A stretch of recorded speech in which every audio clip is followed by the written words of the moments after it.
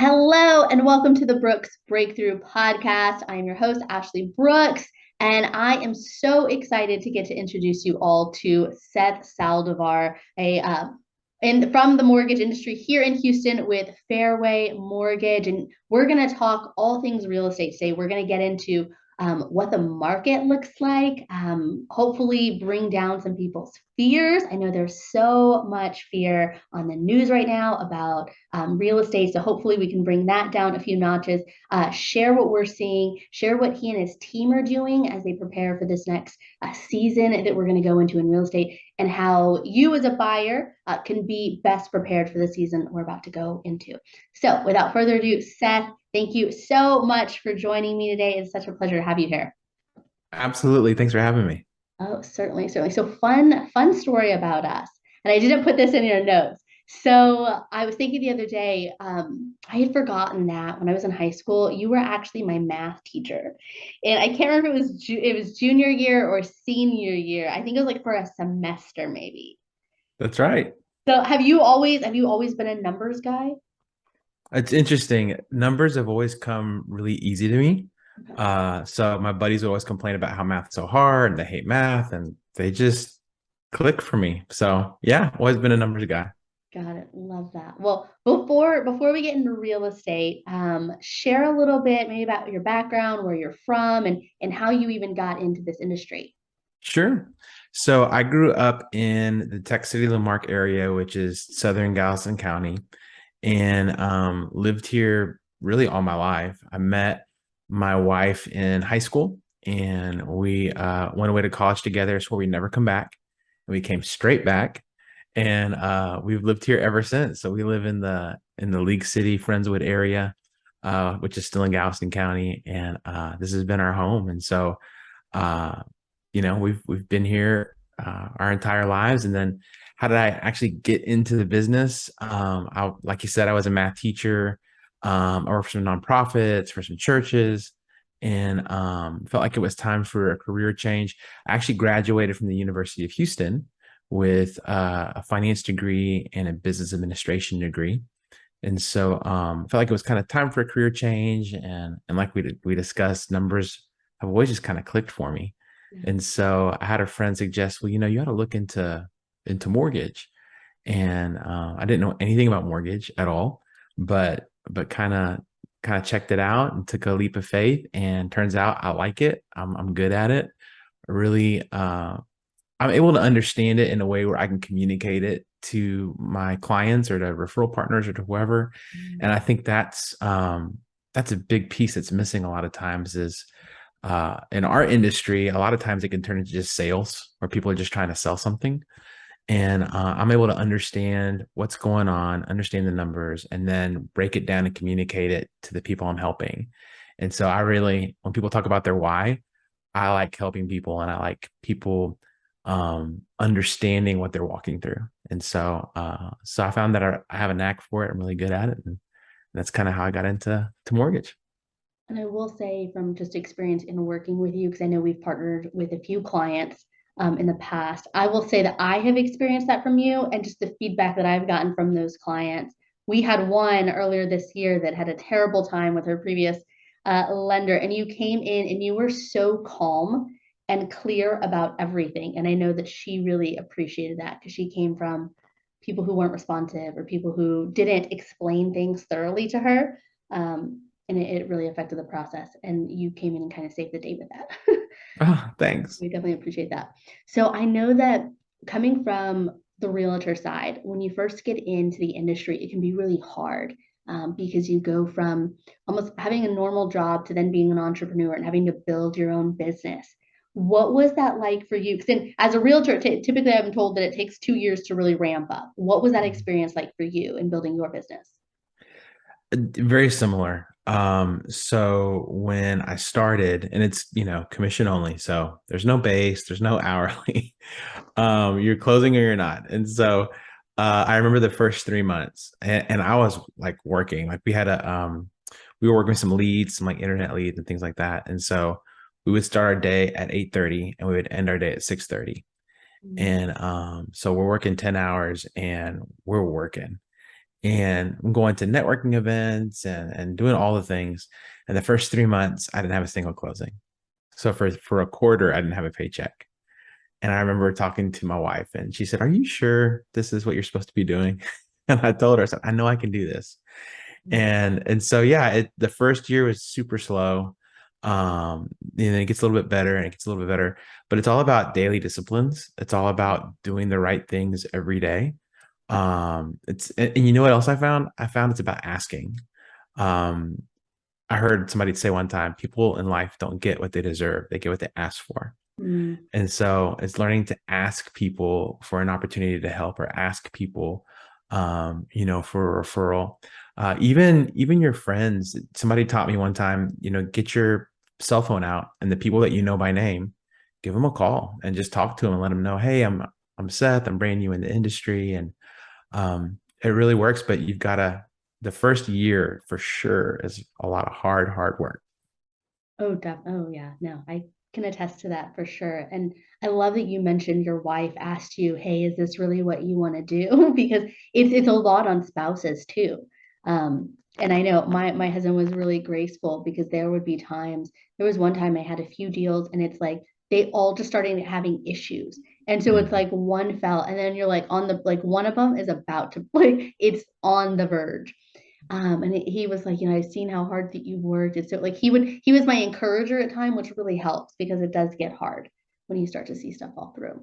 So Absolutely. I know that we are seeing, as I mentioned earlier, there is so much fear right now on social media and in the news about real estate. And so many people are saying that it's going to crash, which can you shed light on that? I mean, technically, right now we're seeing a correction. I think people didn't realize that, like in 2019, mortgage rates were at 5%. And so Mhm. now we're at 5%. We're back to like the same we were at pre all of this craziness. And now people, sellers got excited about the idea of, oh my goodness, I can ask for whatever I want because I'm going to have 10 offers. And now they're seeing maybe one or two offers, or maybe they're not getting any offers. And it's not that it's crashing, it's just correcting. So can you shed light on that? Like, so what you saw over the last 2 years, what you're seeing now, and how it's not necessarily a crash? Absolutely. So correction is the right word. We were when COVID happened, I think everybody in our industry wasn't really sure what was going to happen.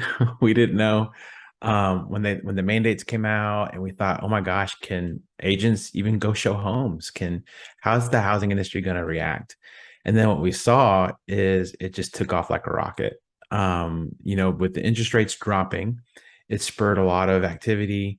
And I think the big thing is home values and the appreciation that we saw for 2020 and 2021. Some markets in the Houston market saw 20% year over year appreciation, and so in 2 years that's 40%, which is crazy, and so definitely higher than um, market norms or what we normally would see.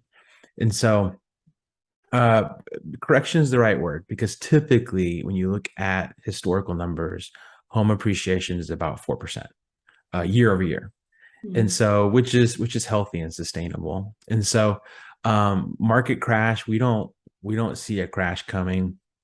I think when people hear about recession, which we just finished second quarter this year, we did have a negative GDP. And so I do think that we are technically in a recession.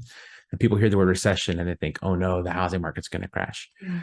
What fueled the crash last time in '08 was really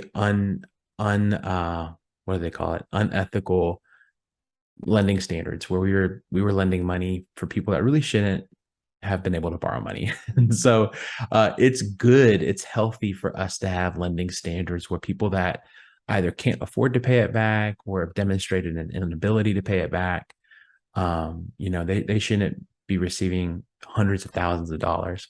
And then the other thing is that there was a lot of issues with appraisals where people were appraising homes higher than they should have. And so that was where we talk about appreciation.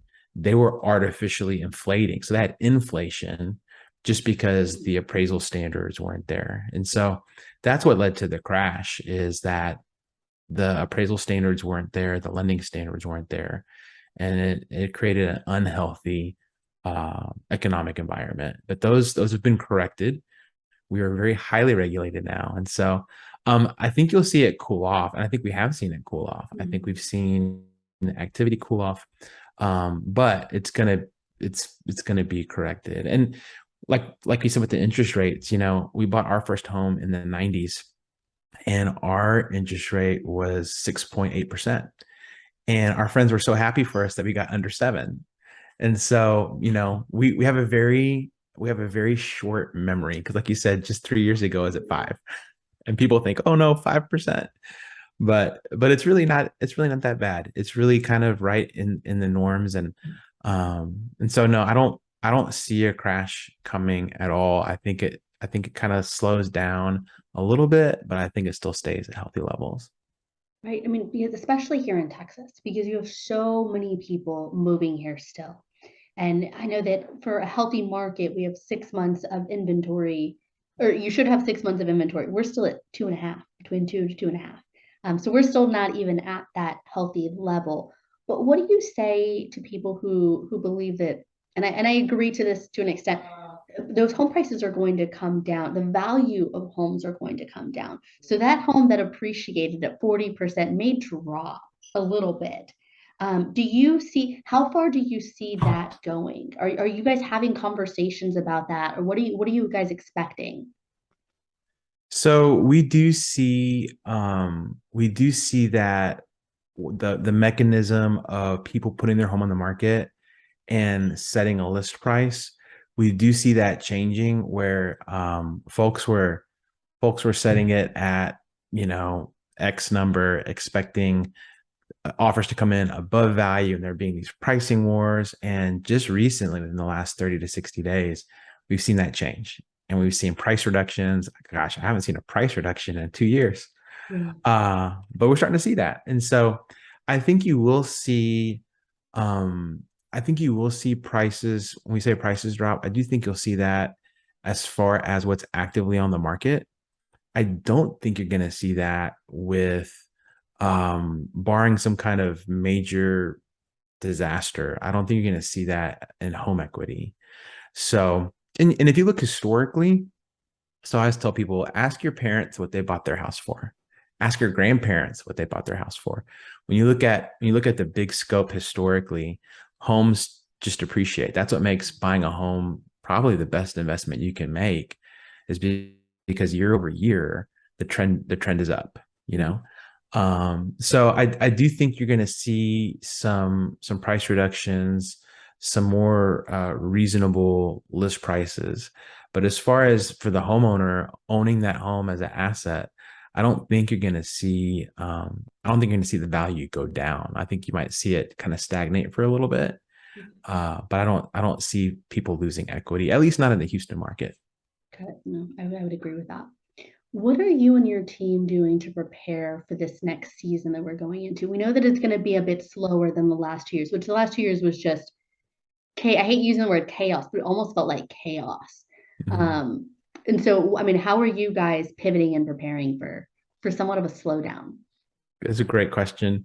So we're really focusing on reconnecting with relationships, people that the last 2 years were so busy. There was times where, you're just picking up the phone and talking to folks and putting it down. And so we're really trying to reconnect with relationships, and really, at the end of the day, in our when you talk about the real estate industry, it's really relationship driven. It's who do you know, how well do you know them, and so we're really working on that. But then the second big thing is education. Like you said, there's a lot of fear in the news. Unfortunately, sometimes what we consume in the news is either an incomplete picture, Mhm. or it's an old picture. And I'll give you a great example. When the mainstream media reports rates, and they'll tell you rates are up or rates are down, that information is a week old. Mhm. And so it's just a mechanism of how where they get the information and how they disseminate it. But so you're hearing something and you're like, rates had a terrible week this week. Well, that was last week. It's not this week. And so, Mm. depending on how if you're using that as your only information to make your decisions, then that can put you in a bad spot because it's old information. And as you know, our market is changing every day.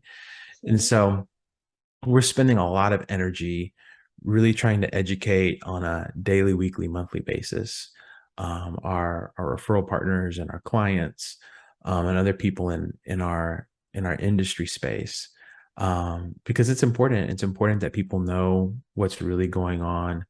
Being able to explain when people are afraid, being able to explain, okay, well, why are you afraid? And let's talk about what are those things, and then let's really take a deep dive into what is everything that contributes to the particular issue, whether it's interest rates or home values or the overall sense of the market. Mm.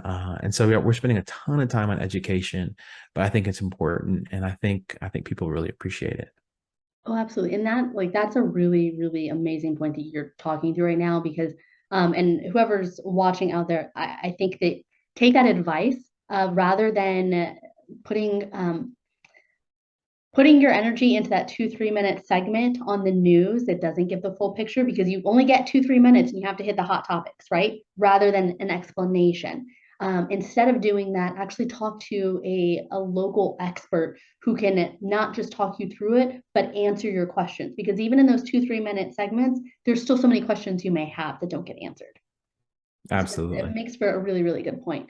I want to go back to you were talking just about the craziness of the last 2 years and constantly going from phone call to phone call. How was that for you as an entrepreneur, having like because we went through this time where we slept, right? But you're like any extra time you had, you were trying to give. I know there was one time you were working for a client of mine, and I think you like stayed up on a Sunday night to review her paperwork. What was that? Are you happy to now have rest? And have you gotten rest? And what was that season like for you? Yeah, it was exhausting, really. And so there were big, when I say big chunks of time, I mean months and months and months at a time, where I would work 6 days a week. And last 2 years, I would start at probably 8:30 in the morning and then go till 1 or 2:30 the next morning. Mm. And so yeah, it's nice to kind of have a weekend. And part of our industry, we work when clients need us. And Mhm. so, if somebody calls Saturday night saying, hey, I need a pre-approval letter, or I have these questions, um we help them out because that's when they need it. But it is nice to be able to say, this Saturday I'm gonna spend this with my family, or I'm gonna, do whatever. And so it is nice to get back to more of a normal rhythm of work and family life balance, for sure. I, I completely agree. There's been a talk about a potential push for 40 and 50-year mortgages. We've heard, so my husband and I have heard that more on the investor side. So we work closely with investors. That's how I got into real estate. So we started investing. And so my husband eats, sleeps, and breathes real estate in that regard. And so we're hearing people talking about a potential push for 40 to 50-year mortgages, which could be great for investors because other people will pay off those mortgages for them. Do you think that that's something we may be experiencing or hearing about in the next 1 to 3 years? And then what are your thoughts on those types of loans? So the 40-year mortgages are here. They're not for consumers, for home buyers. So if you're a home buyer and you want a 40-year mortgage, you can get one. 50-year, not yet. I do think they're coming. I do think you'll see that. And so our industry is very it's very cyclical. It's like a wave, and on a variety of topics, but one of them is credit policy. And so when we had the housing bubble in '08, Congress said, lending policy is way too loose. We need to tighten it up. We need to be more restrictive on who gets to buy a home. And they were right. We had gotten out of control. And so they really tightened it, but they swung the pendulum way over here. And there's a lot of instances where I'm like, that's really a little too restrictive. And so what's happened as business slows down,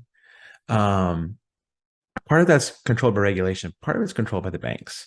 And so as business slows down, the banks say, you know what, we need more transactions. They're not out there.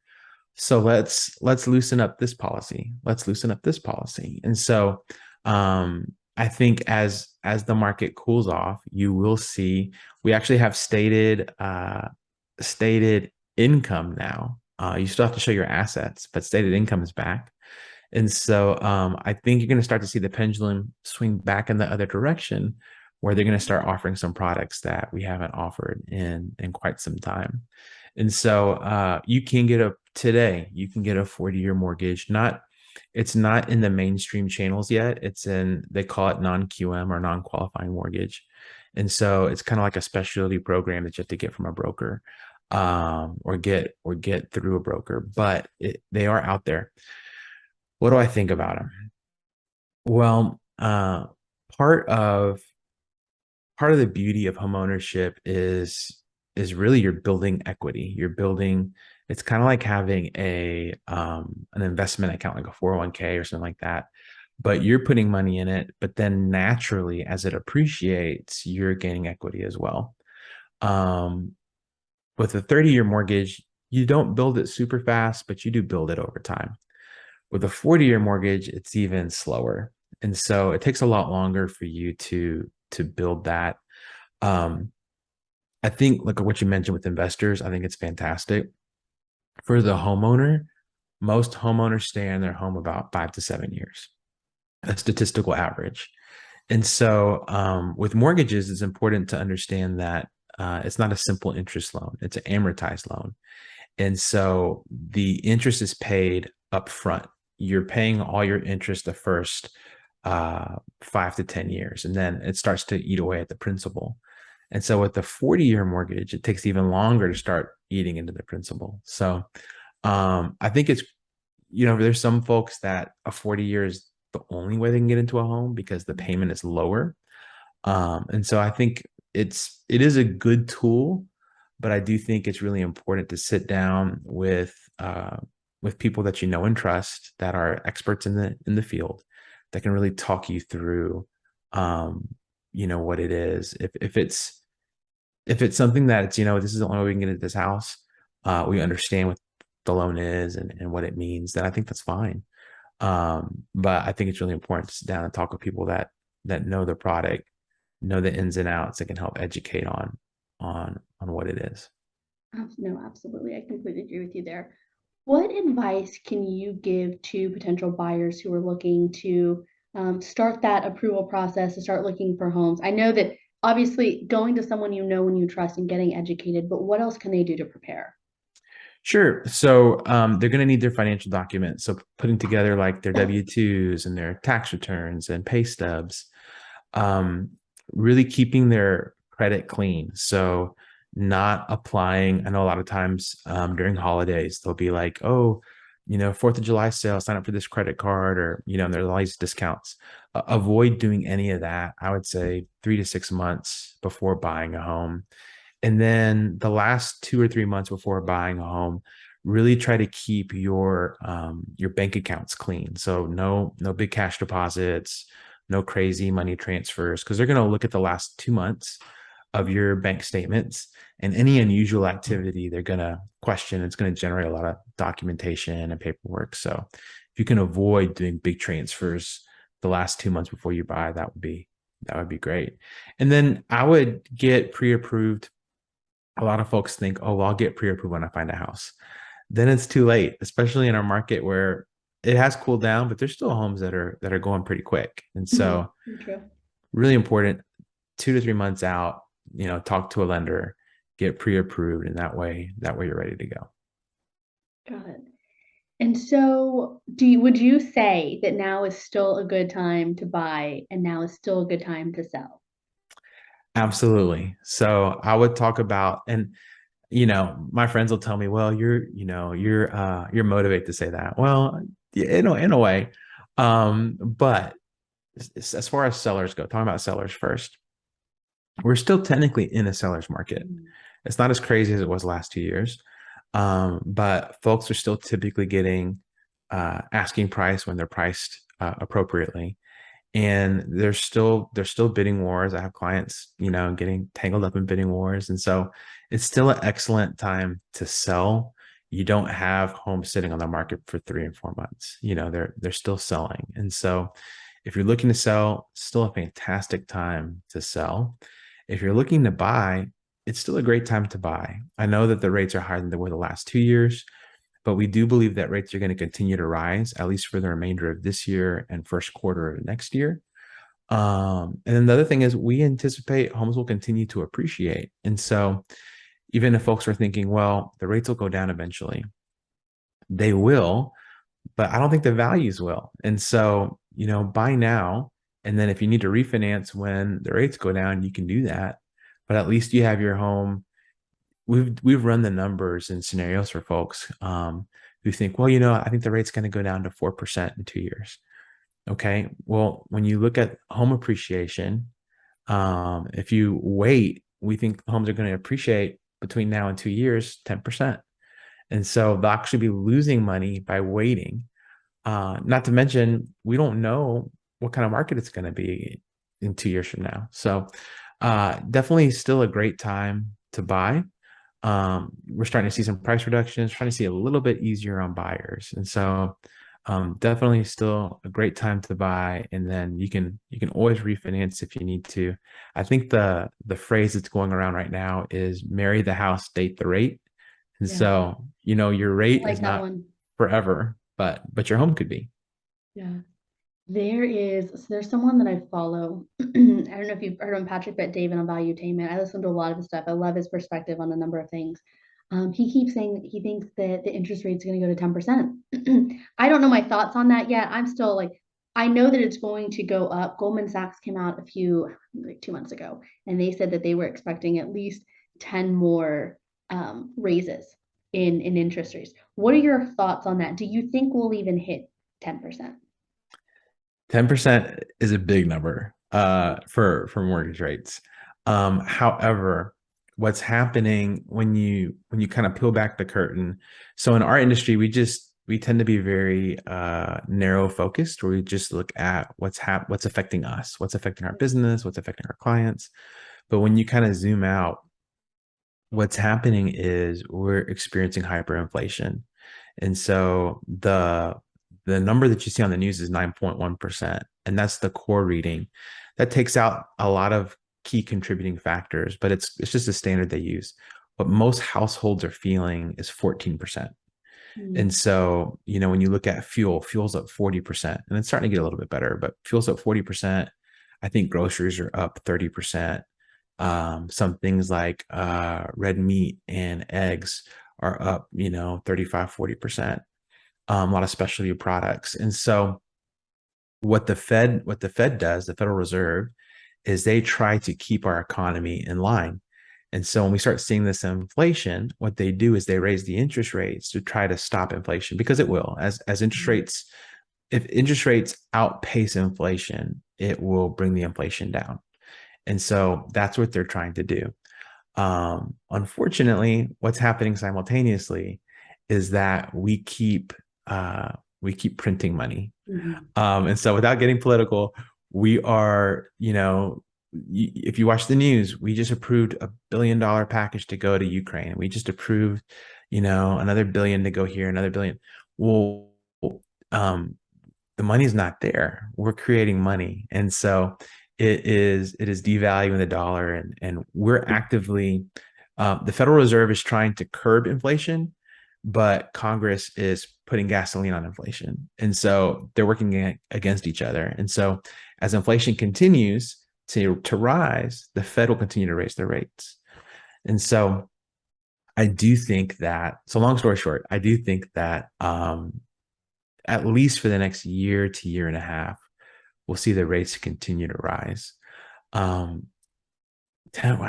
is a huge number. Yeah. But 1999, we bought our house and rates were in the sixes and sevens. And so 10 isn't that far away, really. And when you look at where we were, so I think at the low point, we're in the high twos, and now we're in the fives and sixes. So it's not unfathomable to think that we could go from 6 to 10. It just sounds terrible. It does. Like yesterday, and so Patrick had posted a video that I listened to yesterday. He was talking about that, and so I started like working the numbers, right? Like looking at what everything from 3% all the way down to 10% for everything from 2 to 750, and it's like your payment doubles, your mortgage doubles. So it has a massive effect. Even if you just look at, I think the number when I put in all the numbers, it was like 1,300 for a $200,000 house at 3%, and then you double that, it's going to be harder for people to even get approved. And again, coming from the investor side, I see this, I see the challenge with a typical buyer. For an investor, I'm like, man, it's going to be great because they're going to come in with cash, right? Mm, And so they can go in again with this last of the last 2 years, you had a lot of investors come in because money was so cheap. And so they either paid in cash or they paid it, 2, 3%. So it'll be interesting to see if it does happen that way. Because and again, a lot of the people that we follow who are investors, for them, as terrible as it sounds, are looking forward to when this happens because they get to go shopping. right. And so, and I know that that's offensive to a lot of people, but it's the reality of the situation. And so my husband even talked like, all right, we're gonna watch our spending even more because we want to get to go shopping for assets, right? Because Right. we're really big on that. But anyway, I digress. So this next segment is what I like to call the 4 W's. And so I believe that we are what we listen to, we are what we watch, we are what we read, and we are who we hang out with. So for you, we'll start with the first one. I think I said listen first. What is it that you're listening to? Are you a music guy? Do you do more podcasts? What does that look like for you? So yeah, I don't listen to a ton of podcasts. There's one that I'll listen to off and on called Mortgage Marketing Animals, and it's it's kind of like a banner, and it's got several kind of like channels underneath it. And it's a lot about I like it because it's not just one. There is a host, but they constantly have new people on there, and so a lot of fresh ideas. I like ideas. Mhm. And I like to hear what other people are doing and what's successful for them. And so I'll listen to that and I get some ideas that I implement. Actually, so I have I have a total of 5 people on my team, myself and 2 assistants and 2 loan officers. And actually, how I built my team, I got a lot of influence from that podcast and other people that Mhm. have built teams and how they've done it and their successes and failures and what works and what didn't. And so I like that one a lot. I like to listen to music. I'm a musician. And so I love Texas country. And so I'll listen to that mostly. As I'm, cruising down the road or going from appointment to appointment. Well, you have a musical family. Yes. So, okay, so I know you're one of 3 boys. Do all 3 of you? I know one of them for sure plays. Is the other one a musician as well? No, he He's a just he singer. just plays the radio. Yeah. Okay. Got it. So just Yeah. you and Patrick. Uh-huh. Got it. Okay. And did y'all grow up? Y'all grew up like learning in the house, right? Because I think your mom has a We piano. did. Yeah, we were so I love to play outside, but I had to practice. We practiced an hour a day. And so we had to get our hour in before we could go outside to play. And so, I started at 5 and Patrick started at 3.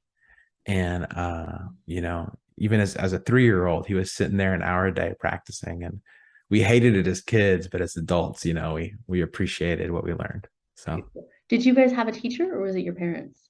no, we had a teacher. We went to lessons once a week and it Got it. was just it was just part of our life. Like we didn't take summers off. Like it was like every week, every week, every week. So Interesting. That's interesting. Okay, so what are you watching? What kind of content do you consume? so I don't have a ton of time. I like to watch TV. I don't have a ton of time to do it. So for fun, our big show is Big Brother. And so watching Big Brother and it's reality TV, so take it or leave it. But we really like it. We like the drama. So we watch that, and then I watch a daily podcast called uh MBS Highway, and it's an in-depth. It's designed for mortgage loan officers, but I think anybody in the industry space could benefit from it. But it's a daily look at the market, the mortgage-backed security market, the 10-year Treasury yield market, what's happening.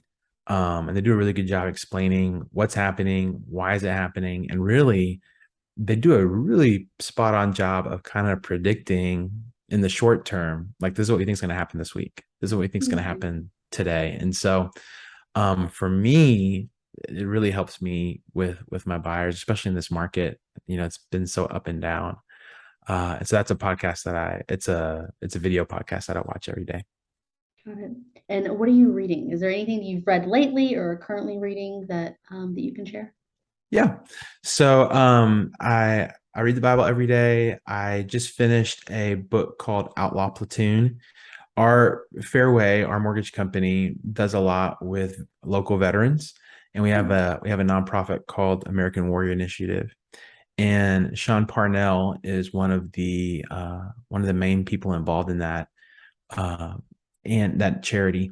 And he was an Army Ranger in Afghanistan, and so he wrote a book about what happened there, and it was just fantastic. If you like anything like that, fantastic book, really cool. And then it's cool to read a book about somebody that that you've met and talked to that actually was in there, and so really cool book. I like that. And then right now I'm reading a book called Strange New World, and it's a book on Western Western thought. Why do we think the way we do, and what is structured how we think? And really, not a book I would typically read, but very insightful on why, as consumers, we expect what we want when we want it, how we want it. So really interesting on why people think the way they do, why we have the expectations we expect. A lot of insight into customer service and why like the customer is always right, or where did that thought come from? So interesting book. No, that is. And sorry, I'm on my phone because there's a book that I think you may like based on that. And I know that you're a pastor at a church and you had mentioned reading your Bible every day. There's a book called Misreading Scripture with Western Eyes. If you haven't read that. Oh, I haven't. That No, sounds so it's good. interesting the take on how we in different countries read scripture and how we take verses. There's a story in there about a professor who he had this class and they were reading the story of the prodigal son. And when he had people read it, and then you had to explain the story back. And what he noticed was a lot of Americans never mentioned the story of the what is it, the plague, or there was like a plague that happened. I was like, or the famine, it was the famine. I was like, I didn't know there was a famine in that story. But it's Yeah, because we've never experienced famine. So for us, that's not a big deal. That's not something that would stand out to us. right. And in other cultures where they have experienced doing without, that is a big part of the story when they explain it. And it's like, and I went back and I read it, I was like, that's one line. That's weird that they would mention it. But so it's interesting book. That's a good. So, what can you tell me again? It is misreading scripture with Western eyes. Okay, Yeah. So I'll I've been check it doing the out for sure. audiobook version. And then when it comes to who you hang out with, the people you choose to hang out with, what would you say Mhm. are common characteristics? So it's interesting that you asked that. I find that I'm a foodie. I love food. And so my friends, the same thing. We like to go to new restaurants, and Houston has the general Houston area has such a wide variety of good food, different cultures and contexts, and everything from 5 star to 1 star. And so, and as long as it's good, we like it all. And so, we like to cook, and when we hang out, we'll cook or we'll go out. So foodies for sure. And then I think the other big thing, I always think of people as like adventure people Mhm. or chill people, like, so and so there's nothing wrong with either one. uh we find that so we're in our 40s now, and we find that as we're kind of progressing in life, we like to chill, we like to just hang out, whether it's around the dinner table or in a swimming pool or So the people that we hang out with, we just like to hang out. Not, we'll do an adventure every once in a while, but we're not constantly like skydiving or Yeah. mountain climbing or, we're doing a lot of hanging out, a lot of just chilling out. Got it. No, I feel it. So tomorrow I'm interviewing someone who is definitely the opposite of it. I'm very much like you. I'm like, let's just hang out, like have good conversation. She is someone who has this beautiful fearlessness of exploration and travel. Like she's been teaching in Egypt, and every weekend her and her fellow Wow. like teachers just like hop on a plane to go to some other country and have some crazy excursion. And I'm just like, man, that seems so much fun, but also really exhausting. When I Yeah. when I see it, so I'm like, more power to you because I would not jump at every opportunity that you jump at. Yeah. Absolutely. But okay, so before we wrap this up, thank you again for joining me. Is there anything that you want to share, any insight, encouragement, maybe to people who are considering getting into the mortgage industry themselves? Any encouragement or words of wisdom you have? I I love, when people talk, I do get, so I've been doing this now, I think it's my 14th year. And so I'll get folks that ask me, about the industry and is it for them? And I always tell people, whether it's mortgage or real estate, um, it's either for you or it's not, either it works for you or it doesn't. But if it does, it's fantastic. I really like what I do. There's something about having your own destiny in your hands. Like I don't have to worry about getting a promotion or trying to impress somebody. I can build my business how I want to, and I can work as hard as I want to. And so, and there's something beautiful about that. I love that. I love that we're kind of really in charge of our own destiny as far as our business. And it is a ton of hard work, but anything worthwhile is a ton of hard work. And so there's a sense of satisfaction watching your business grow and watching it, culminate. And then we really are, if you're doing it the right way, we're really helping people. We really are, whether you're a realtor or in lending. And so if you like that, I mean, it's a fantastic avenue to do that. And so definitely, if you're kind of looking at getting into the industry, definitely do your homework. Who you connect yourself to is so important. And so um the same thing as in the rest of life, if it sounds too good to be true, it probably is. So ask tons of questions, do your homework, do your research, and then take a leap of faith. It is a leap when you first start, but it's fantastic, and I'm so glad I'm doing what I'm doing. And I know it's cliche, but I wish I would have started sooner because I really enjoy it. Yeah, no, that's awesome. Well, share where people can find you. Do you prefer people to email you, follow you on social? Which do you prefer? Um, Instagram is really where I'm at all the time. I have a Facebook and LinkedIn, but I don't ever get on there. If I'm honest. If I'm Got honest. It's so Instagram is just Seth_Saldivar. And it. Okay. you And can I'll put it find in the me, and description as well. easy to easy to connect there. Awesome. Well, Seth, thank you again for taking the time. I really appreciate it. Yeah, absolutely. Ashley, thanks for having me on. Mhm.